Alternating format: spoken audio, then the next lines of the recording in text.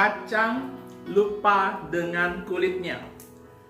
Satu peribahasa yang menjadi peribahasa dasar dalam kehidupan saya secara pribadi.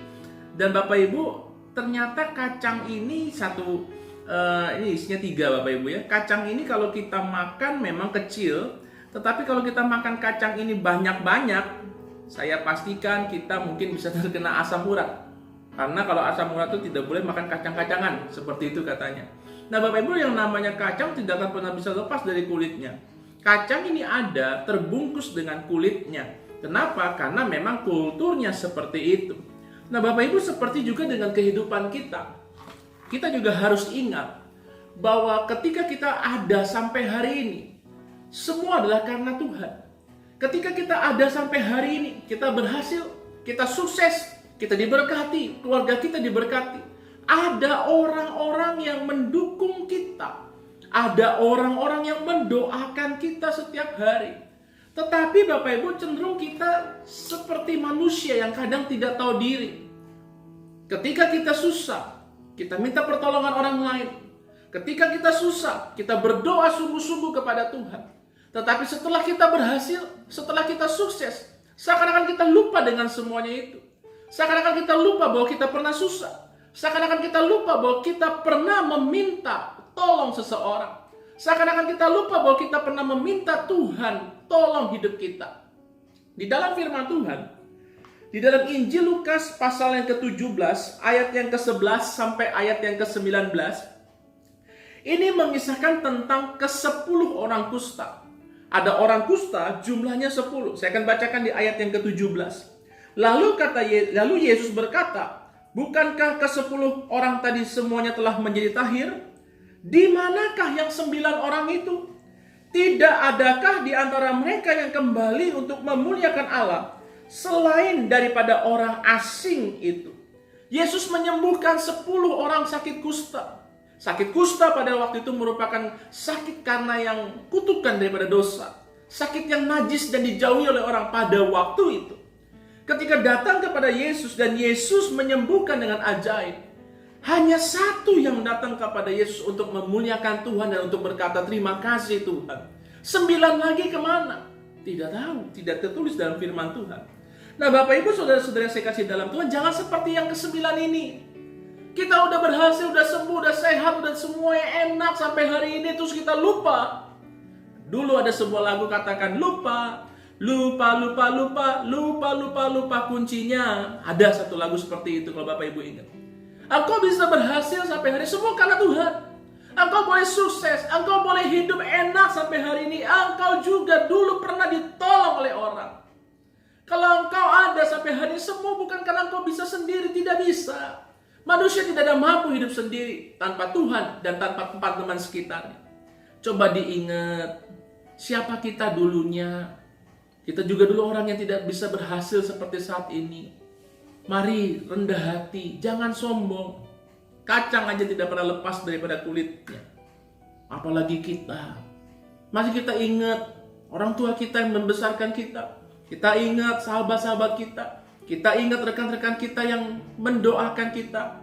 Kita ingat pada waktu kita ada masalah, kita share dengan orang. Kita curhat dengan orang. Tetapi setelah masalah itu selesai, engkau tinggalkan orang itu. Engkau tidak lagi menyapanya. Tapi kalau engkau susah, engkau mencari orang itu. Kalau engkau susah, engkau mencari Tuhan. Tapi setelah itu, kemana? Tuhan katakan, mana yang 9 orang tadi? Bukannya semua udah tahir, udah sehat. Kemana? Tuhan sampai nanya, kemana? Di manakah yang 9 itu? Yesus sampai cari orang itu. Mari Bapak Ibu, saya percaya firman Tuhan ini juga menegur saya. Kalau saya boleh ada sampai hari ini, kalau saya boleh diberkati sampai hari ini, saya tidak akan pernah lupa jasa-jasa orang yang sangat membantu saya.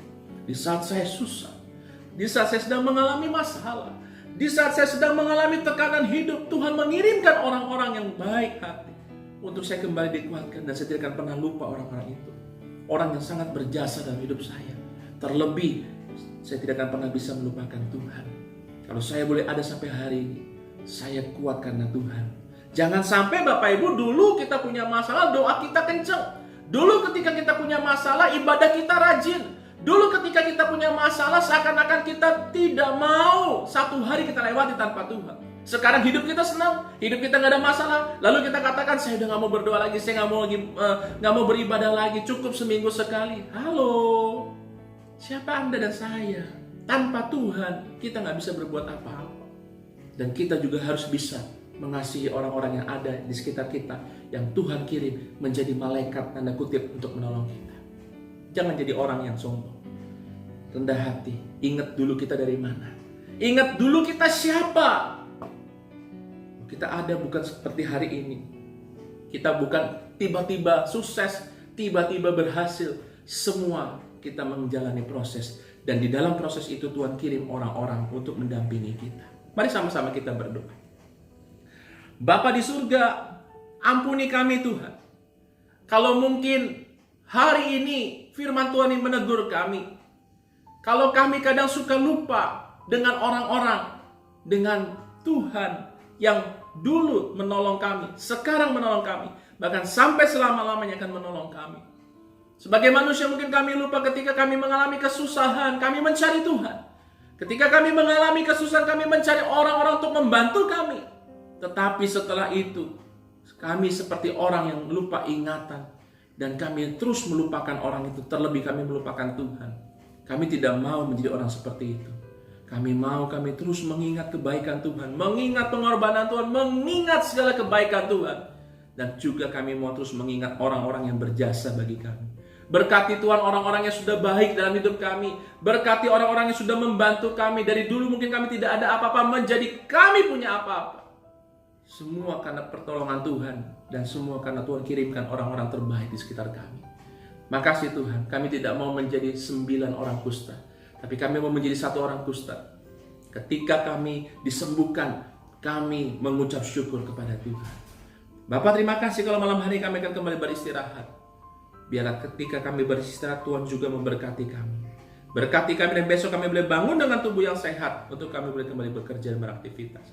Nama Tuhan dipermuliakan. Dalam nama Tuhan Yesus, kami berdoa dan kami mengucap syukur. Haleluya. Amin. Bapak, Ibu, Saudara-saudara saya kasih dalam Tuhan. Ketika Anda makan kacang, jangan Anda lupa. Anda harus mengingat. Saya dan saudara bisa ada sampai hari ini. Karena banyak orang yang mendukung saudara.